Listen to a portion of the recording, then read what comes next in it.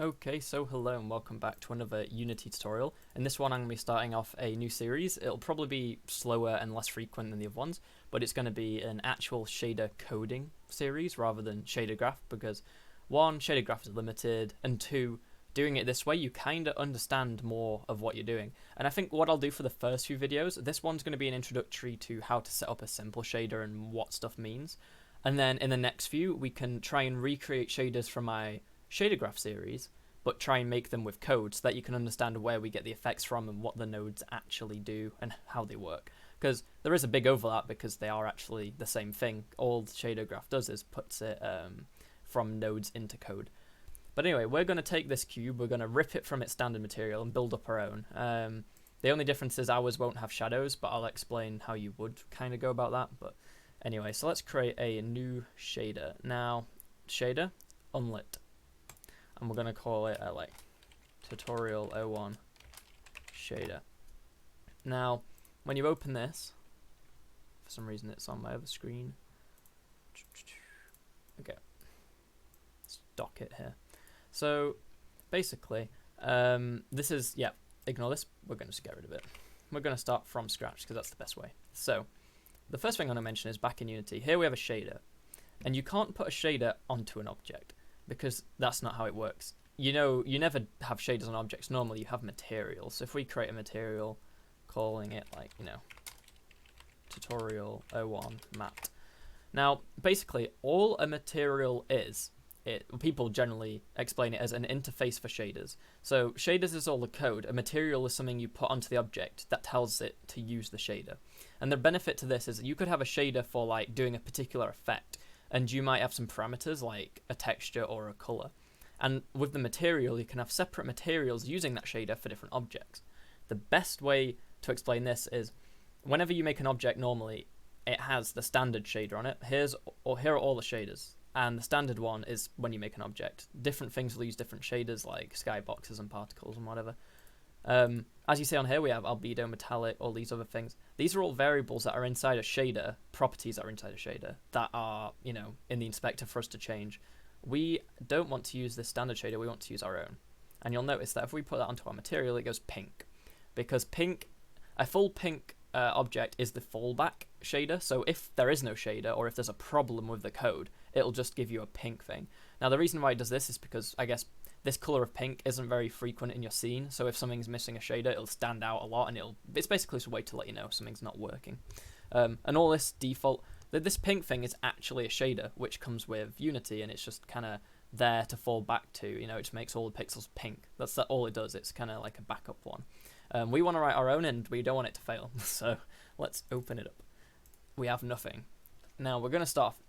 The thing to note is that shaders use two separate languages in Unity, and they are languages we haven't used before. They don't use C#. They use what I think is called, oh, I've already forgotten. There is a CG, which is one of them, and then the actual shader language is called like something HLS something. One sec.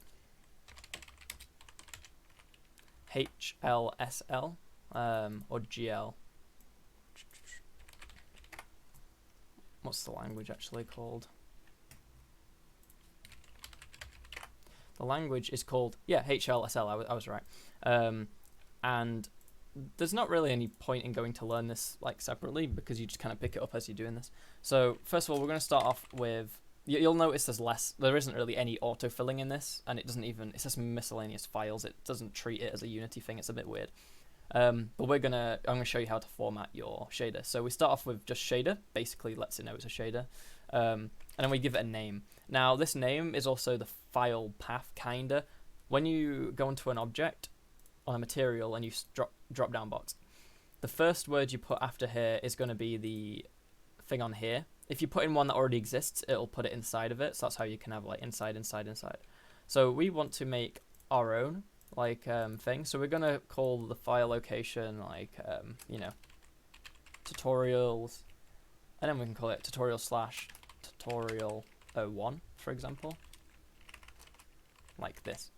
And then I'm not sure if this is actually going to work off the bat, but if we go into here, see, because it's not actually done yet, it doesn't show see this problem's there. It doesn't actually show it in the thing. We're going to continue. So first of all, well, after this, we need to open it. This might actually let us view it. Here we go. We've now got our own thing, tutorials, tutorial 01. Now it doesn't appear on here, and that's because when you have to actually put something in to make it visible on here. I'm not going to bother because we have our shader here, but I'll do that maybe in the video. I actually forget how you expose it, but it's still there. Then the next part we add to our shader is the properties, which is normally the public variables, basically what you can input from elsewhere and change and stuff. So if we type properties, you have to spell this stuff right and do capitals right and everything. You'll get error messages if it's wrong, so you will know. So properties, there are different kinds, and the first word you put in is the variable name. So this can be changed to be whatever you want, but generally everyone calls it main texture. This is just going to be a basic tutorial, you know, nothing's going to be really... Whatever I do here, you might as well just copy for the sake of learning this. But when I make the other shaders, I'm going to be calling variables whatever makes sense. This is just the default kind of names. So main texture. Then what we put inside the parameters is the first thing is a string, and it is the name in the inspector. So for example, if we go into our other material like standard, that's the name you see here. So albedo, metallic, whatever. So we want to expose some parameters. So we're going to call this one texture, because this is going to be the texture we'll put on the object. And then after the comma, the second parameter is the kind. Now if you look up online, you can find out what all the different kinds are. This, whatever you put here, has to be correct, otherwise it'll throw an error message. For a texture, since textures are 2D, they've decided to call it 2D. This is the type of parameter. A 2D type is a texture that you input. And then we can actually set it to a default value. So if we put white inside string, that will actually say, well, if we don't have a texture, we'll just set the texture equal to white.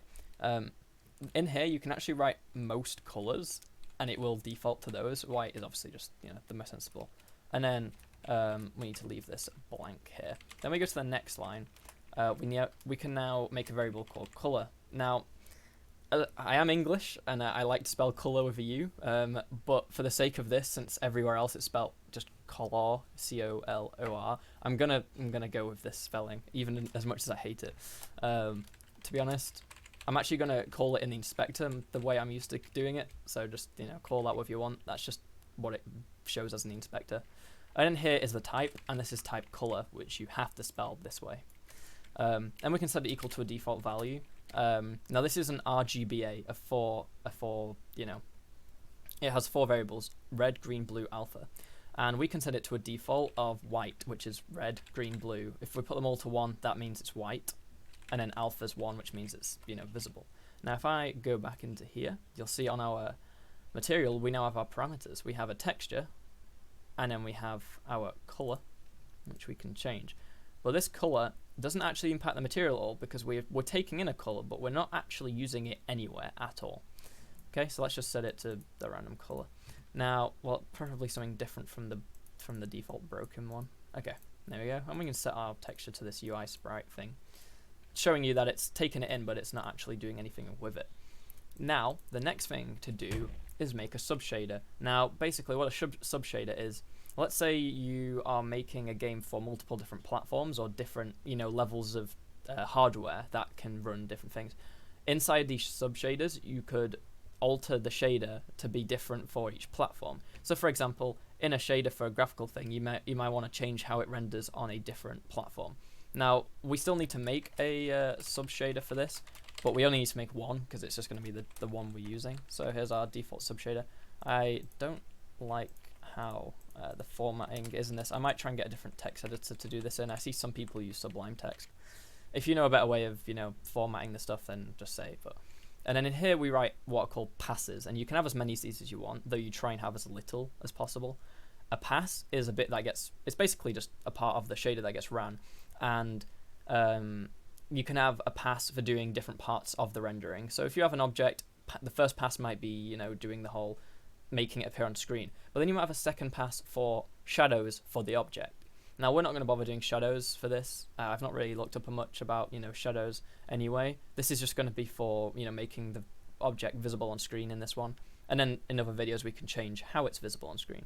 You can also write shaders for your camera that make the whole scene render a certain way, so you can have like different effects on your camera, which is pretty cool. That's how you do post-processing effects.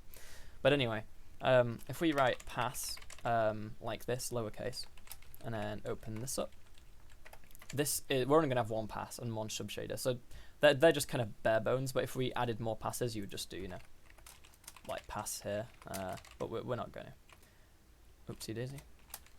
Okay, so in our pass, this is where everything happens. Now, this is all in the HLSL language, or I might say that wrong. We now need to kind of change the language that we're using as such, which we're going to open up our shader code. So far, this is just taking in stuff. This is where we actually now code the shader. So we're going to go CG program.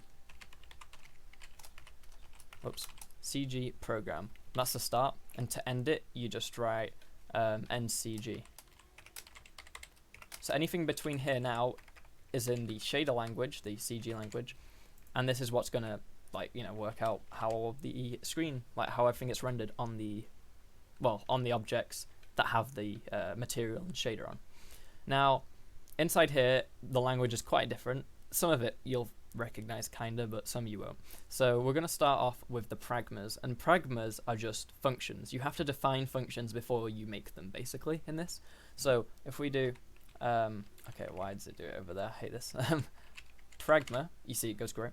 Hashtag pragma, and then we have to tell it what kind of function it is. Now, in shaders, there's different kinds of functions. You have vertex and fragment functions. Basically, a vertex function is what's going to calculate from your mesh. It takes in the mesh of the object, you know, your Blender file or whatever. It then takes that mesh, finds out where it is on your screen, and basically says, okay, these pixels are going to be this object. And then you're going to have a fragment shader, which then tells the pixels, depending on where they are and, you know, what you've got on them, like texture or whatever. The fragment function is going to say, okay, this pixel is this color. Because what a shader is it's running code for every pixel on your screen, or in this case, for this shader on the object. And it's going to tell it what color it is. That's all a shader is just telling, you know, what color a pixel is. Because that's all a pixel ever is and can be, is a color, an RGBA. So if we make the vertex function, so vertex, this has to be spelled the same. And then the thing you put after it is the name of the function. Call it what you want. I'll just call it, you know, vertex func. And then we'll have another pragma for the fragment. So pragma, fragment func. There we go. And then now there's one thing which is optional, but we're going to be using it, which is we're going to be including, which is just like using a library. So include. We're going to be using, but pretty much everyone uses this as well. It's called Unity cg.cginc. Now this is actually a kind of library from NVIDIA, which is for the graphics rendering software. I actually don't know how this works with AMD. Maybe it just doesn't do it or something. I don't have like an AMD graphics card, and keep in mind shaders are run on your graphics card. That's the benefit to them, because graphics card are very good at doing the same thing lots of times, because your graphics card has lots of cores as such compared to your processor, which might only have 6 cores or 8 or 2 or 4 or whatever, whereas your graphics card will have hundreds of thousands and whatever, like they're called CUDA cores. And there's graphics cards now are becoming so advanced, I've kind of lost track of what they have anymore, to be honest. But basically, shaders are run on your graphics card because it's a much more efficient way of doing it. If you ran shaders on your processor, it just wouldn't work very well. Anyway, now we're going to write structs, which are actually things that are familiar in coding. I haven't really used them very often before, but it's basically a way of having a variable that has types. It's almost like its own kind of class. I'm probably treading in, like, you know, I shouldn't be saying this kind of stuff because it's technically not true. But basically, if we write struct app data. Oh my god, I hate this indentation. If we go inside here, basically now we're going to write all the values that an app data variable is going to have. So it's going to have a float for, which is, well, you know, like for example, this is a float for 1111. It's going to be 4 floats basically, and it's going to be called vertex. and so that's the name of it. And then it's going to take in position. So the vertex thing you can technically call what you want, but I would suggest leaving it as vertex. It's the variable name. And then we're saying it equal to position, basically. And that is the position of the vertex, the vertice that we are currently working on. And it's also we're going to take in a float2, because it's a texture, it's 2D, UV. We'll call it lowercase uv. And basically, a UV, if you've ever used, well, UVs before, let's say we have our object and we put a texture on it, and we need to know how to wrap that texture around our object. So if we set the UV equal to text chord 0, which you also have to call the same thing here, that is going to know what coordinate on our mesh on the outside of it are we on, so that it knows when we take in a texture how to put the texture on our object. Because think, let's say you have a cube and you take a texture and you put it on. I think actually in this case how it works is the texture that you take in is spread across each face. So like even if you have like a one part texture, it's going to put it on each face. So you'll see at the end what that does. But anyway, this is saying that, you know, each part is having a position and a vertex and a UV coordinate. And then now we are going to write another one. And let me just indent this. I hate this. I will find a better way for next video to do this. V2F, which everyone, you know, calls V2F. And this is basically, it means vertex to fragment. So as I said, you work out your vertex shader first, which is taking your mesh, figuring out where it is on screen, that stuff. And then fragment is taking those, taking the fragment shader, sorry, the vertex shader, and converting it to a fragment shader, so we know where we can color pixels. So this is going to take in a float for, again, position, which is the position of our thing to actually give color to, because it's remember, the 2 is literally just a shorthand way of writing TOO, so it's like TO, so it's like vertex 2 function. This is the SV position, and then we're going to also take in, just as before, we're going to take in the UV, so it's a float2 UV called, well no, float2 called UV, and it's taking in the text chord 0. I think I spelled that right. Yep. Did I? Yeah, I did. Just take off the S. Now what it is, as you remember me saying, we're now inside the CG program stuff. This needs to actually take in our properties that we've defined up here. So if we go down here, we can say we want to take in a fixed for color. So we've taken a fixed for, and we're referring to the variable up here, which we called it color. So color. And then we're taking in what's called, it's a different language, so this is actually called a sampler 2D. You know it's right because it goes blue. And that is referring to the main texture, so main, whoops, no, I didn't call it that, main texture, like so. So now we have reference to these parameters inside our CG code, basically. And we're nearly done now, kinda. It's getting on. Whoops, I've just clicked off the thing. So what do we want to do now? We want to actually write our functions, our 2 functions that we made up here, the vertex func and fragment func. We want to use them.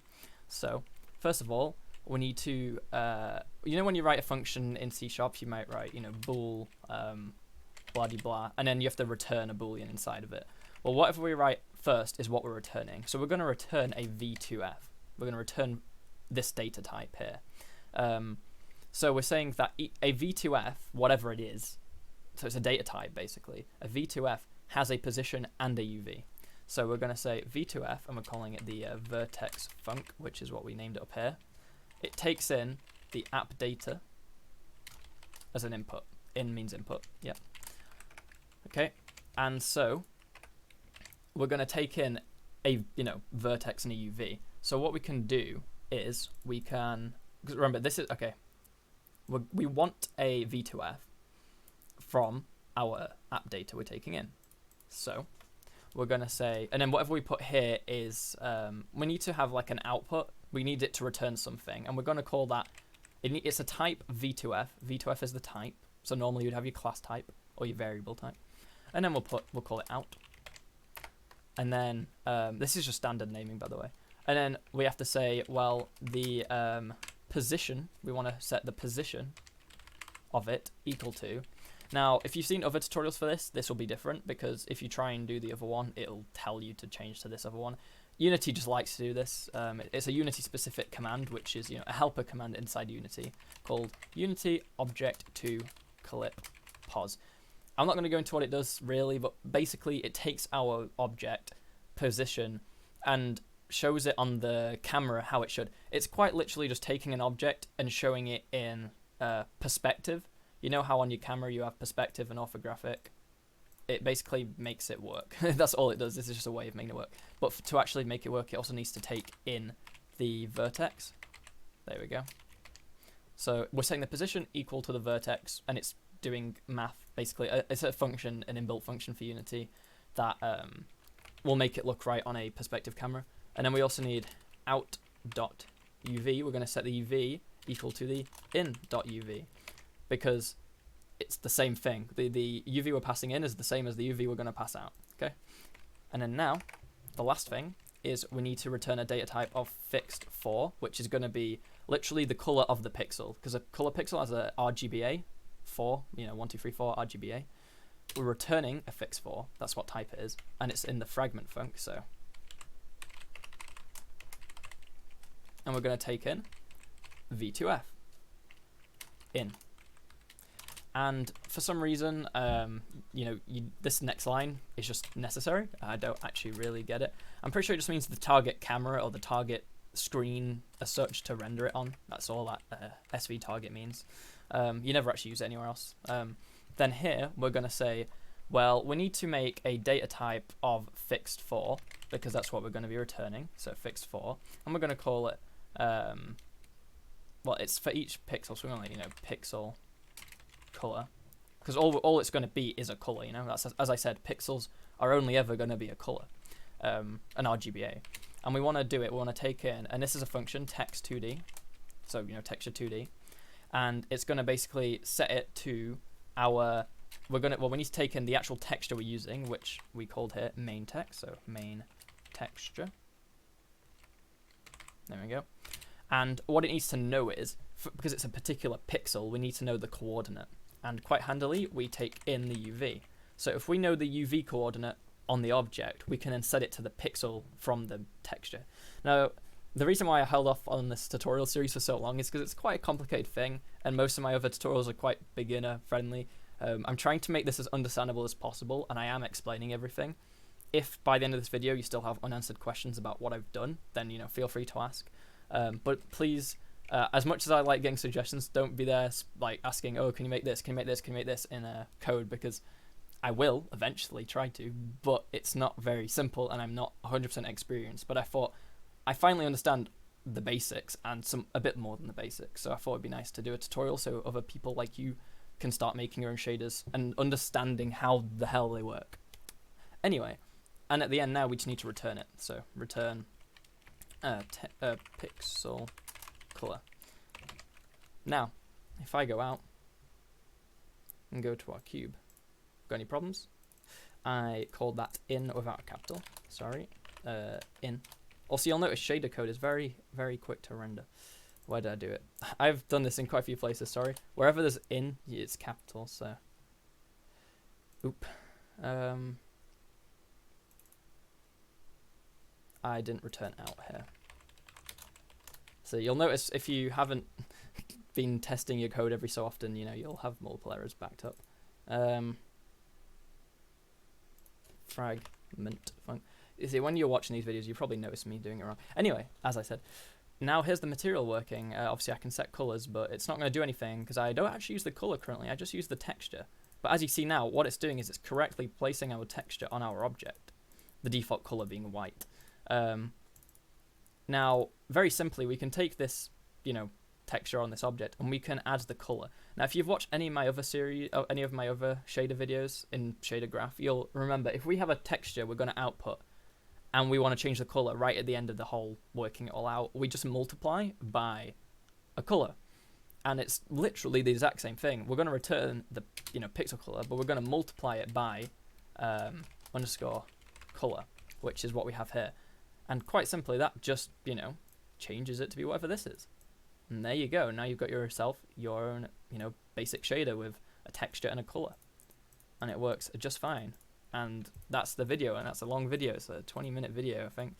25-minute video. Well, it's going to take a while to render and upload. But hey, so I hope you like the series as we get into it. Obviously, this is just the first video, but you know, if you want to learn more about shaders, then just keep up with this. And I'm going to be starting to make cooler and cooler shaders as we go down the tutorials. I hope I explained everything well. A lot of shader tutorials that I've seen are quite in-depth and expect you to already know what you're on about when you start. So it took me a while to quite, grasp it myself. There's not many tutorials out there. And my other shader tutorials are quite popular, so I'm hoping these will be popular too. But yeah, since this video's dragging on, I just want to quickly say, if you want to see more, then liking and subscribing would mean a lot. Commenting what you want to see on any of my series, including this and my other ones. But apart from that, thanks for watching, and goodbye.